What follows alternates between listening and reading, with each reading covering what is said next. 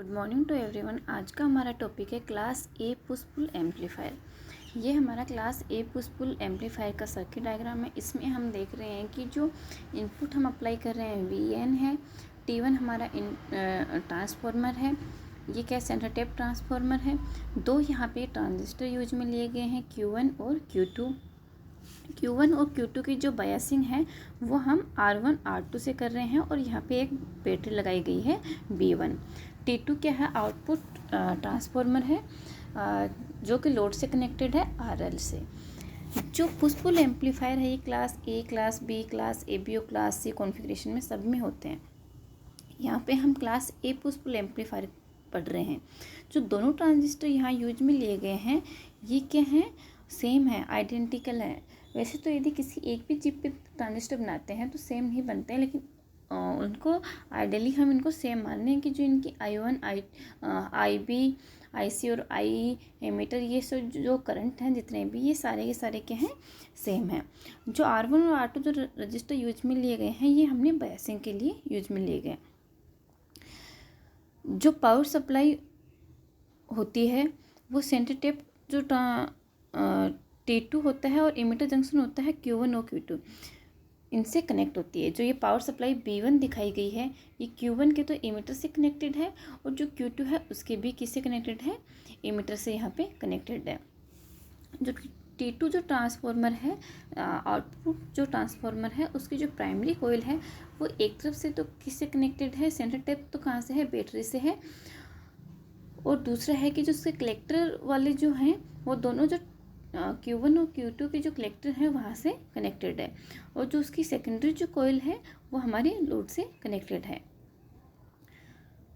जो quiescent current, यदि हम यहाँ पे कोई भी इनपुट सप्लाई नहीं करें तो जो क्विसेंट करंट होता है, मतलब जो हमारा IC करंट होता है, वो क्या होते हैं, दोनों अपोजिट डायरेक्शन में फ्लो करते हैं। क्योंकि Q1 ट्रांजिस्टर के लिए कहाँ से होगा, इसमें T2 जो ट्रांसफार्मर है उसके प्राइमरी कॉइल से देखें तो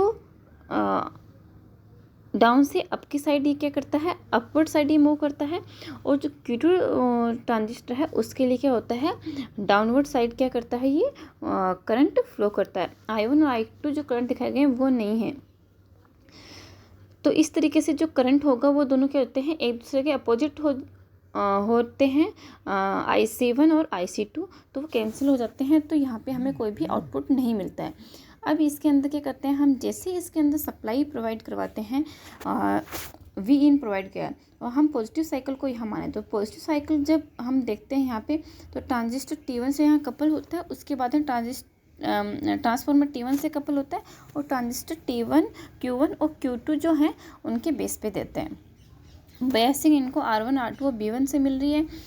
अब जो ट्रांजिस्टर जो Q1 है उसके ऊपर पॉजिटिव हाफ साइकिल अप्लाई हुआ है और ट्रांजिस्टर जो Q2 है उसके ऊपर नेगेटिव हाफ साइकिल अप्लाई हुआ है। ये जो नेगेटिव हाफ साइकिल है इसकी वजह से क्या होता है, जो Q2 जो ट्रांजिस्टर है उसका जो करंट होता है वो क्या हो जाता है, लो हो जाता है। तो जो Q2 की जो IC की जो डायरेक्शन है वो I2 हमने जो शो करी गई है वो है, ये क्या होता है, कम होता है।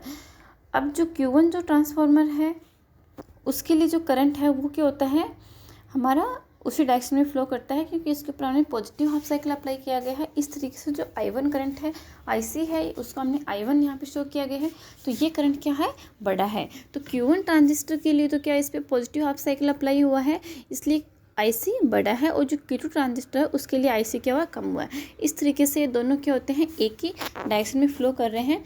इस तरीके से जो कम्युलेटिव जो करंट होता है वो क्या हुआ, इंक्रीज हुआ।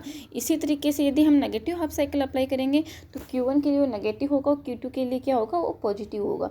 तभी भी जो दोनों करंट होंगे वो क्या होंगे, एक ही दिशा में होंगे, लेकिन जो डायरेक्शन होगी जो पहले जैसे पॉजिटिव साइकिल लिया था उसके जस्ट अपोजिट आ जाएगी। इस तरीके से दोनों ही केस में हमें क्या होता है, करंट बढ़ा हुआ मिलता है और हमें लोड पे लोड के अक्रॉस उसको हम ले लेते हैं। इसके अंदर जो पुश पुल एम्पलीफायर होता है, जो हार्मोनिक्स होंगे वो भी बहुत कम होंगे, क्योंकि वो एक दूसरे से क्या हो जाते हैं, कैंसिल हो जाते हैं, ये अपोजिट डायरेक्शन में मूव करते हैं। अभी सबसे पहले बताया गया था कि जो क्विसेंट करंट है वो दोनों के अपोजिट डायरेक्शन में है, इसलिए जो भी हार्मोनिक्स होंगे वो क्या हो जाते हैं, कैंसिल हो जाते हैं।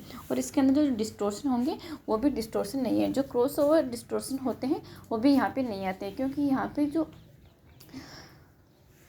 ट्रांजिस्टर हैं वो दोनों क्या होते हैं, बायस होते हैं, प्रॉपर बायसिंग की होती है। Thank you.